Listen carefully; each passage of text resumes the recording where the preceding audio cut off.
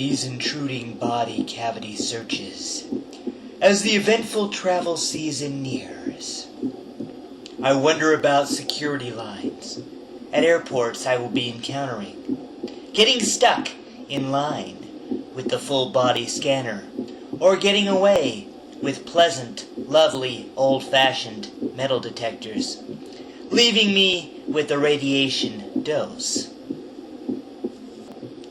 The scanning technology images claim to be in the name of protection against potential terrorist attacks, spotting invisible plastic weapons or hidden explosive materials, with its naked black and white images of each uneasy passenger it scans.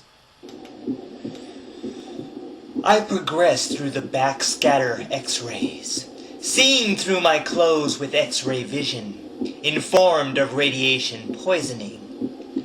I put up my hands for a body screen, telling the TSA agent those words. I would be opting out of the scanner. I am whipped into the hands of a man who commanded I stand on the carpet, spreading my legs wider than my shoulders. His confident commands were met with pleas to secure my property as it comes moving down the X-ray conveyor belt. I begged him in talk of obedience to pick up my computer and luggage before a thief appropriated them. He proved his dominant authority, forcefully retrieving my property, ordering me to stand on the carpet. He made it transparent he was in charge, in control, and command over others. He enjoyed barking at the submissive until he is completely satisfied. Like a submissive, I could feel all eyes staring at me without moving away, with a fixed, blatant facial expression.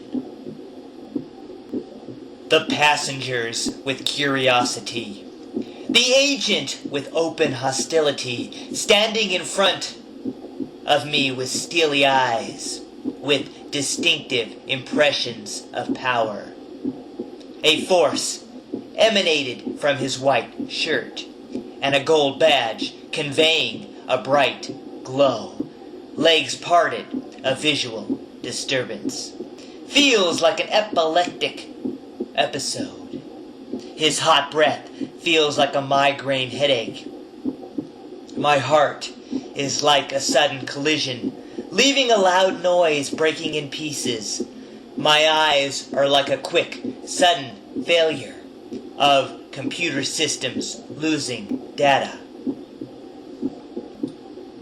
My legs are flush with anticipation, striking against each other with great force, while the agent rubs his hands up my chest, then started feeling my neck violently, involving the use of his fingertips, moving downward across my fitted shirt, while tracing an arc across my nipples.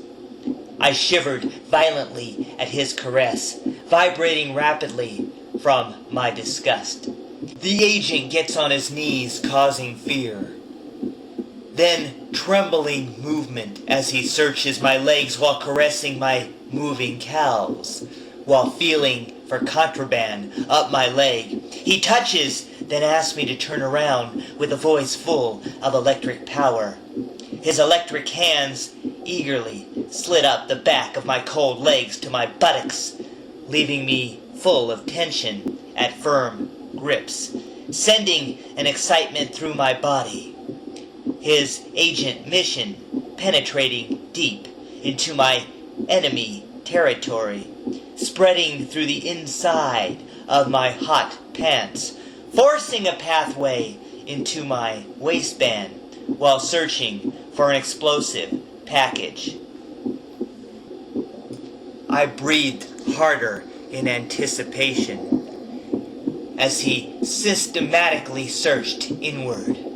A small crowd remains fixed on the agent, watching the setting of dramatic work, for this embarrassing public display, performing scenes as the script demanded.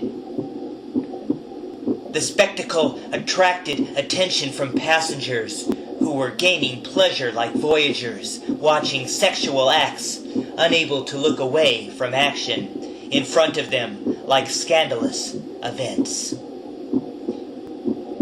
The agent is a performer of acts for the grim, fascinated observers watching the distressing events unfold. I felt dominated like a forced slave, regarded as property by skilled hands, ordering me to turn around again as his dominating hands grab my legs, with his pleasure through humiliation, while he slowly moved upward to abuse, like a masochist enjoying hardship, as I closed my eyes like a submissive, as his hands rubbed against my upper thigh, then zeroed in like someone in control inside my pants with strong authority. When he offered enough of his service, he stopped while satisfying his needs first, leaving me in an awkward situation. I have never gone so far, so quickly.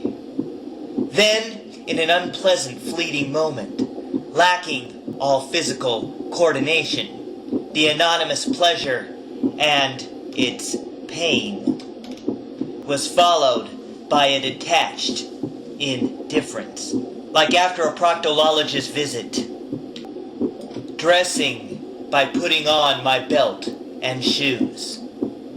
Since he had already touched everything, I wanted him to pat me down longer so that I could get off before my flight.